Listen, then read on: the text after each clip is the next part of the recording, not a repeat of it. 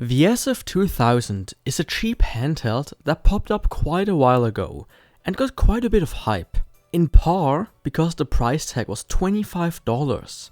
Last time I checked, however, it dropped to around $10. When it originally hit the scene, the SF2000 was attributed to Data Frog. They of course didn't develop it, but rather just were one of many distributors. In the box, you will find the console itself, a USB-A to C cable, an AV cable, and the manual. All in all, pretty standard for these cheap consoles. The SF2000 promises to play arcade, Game Boy, Game Boy Color, Game Boy Advance, NES, SNES, and Mega Drive. The Game Boy runs well, but in Tetris the RNG is broken, which could manifest itself in other games as well. The Game Boy Color runs just as good, but some games like Shantae are plagued by messed up graphics. I quickly tried the NES, arcade and Mega Drive, and all of them ran fine. Of course, arcade games can vary quite a bit, so it will depend on the game.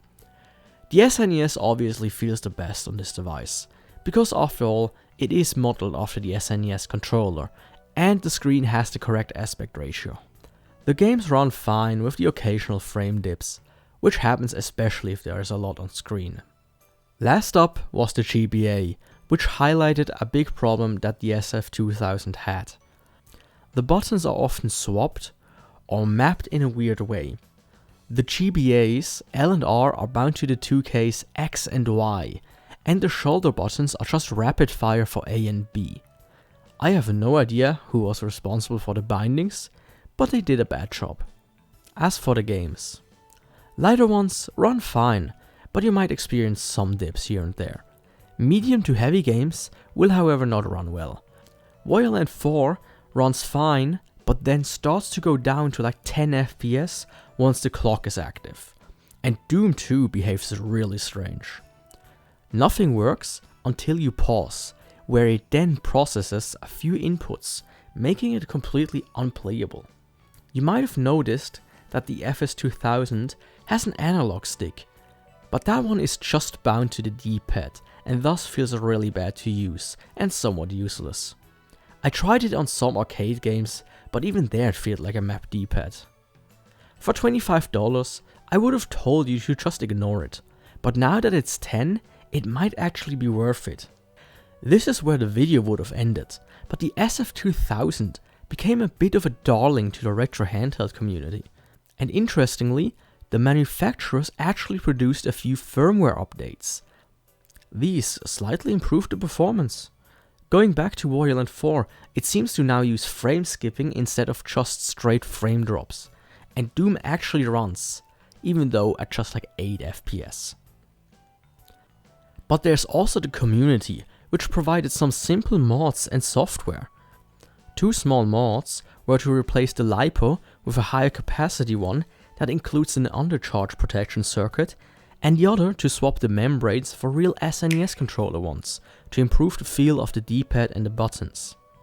The first thing software-wise, of course, that you'd think about is custom firmware.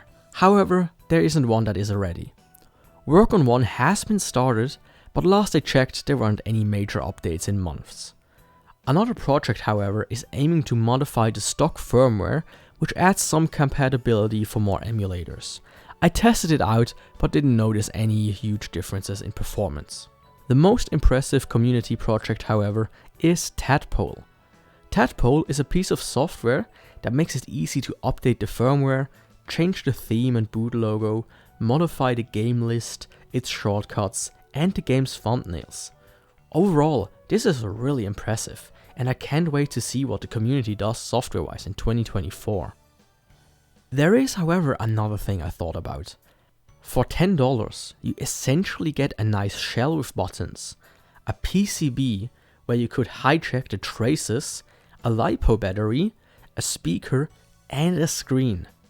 You essentially get a nice base for a little handheld using something like a Raspberry Pi Zero. I'm not sure if the screen can be converted to work with HDMI, but even without it, it's still a good deal. I will try to work on this in 2024 without the screen though. but would love to see if anybody else can make this work. And that's essentially it for now. The SF2000 has potential and is in my eyes worth it if you can get it for a maximum of $20.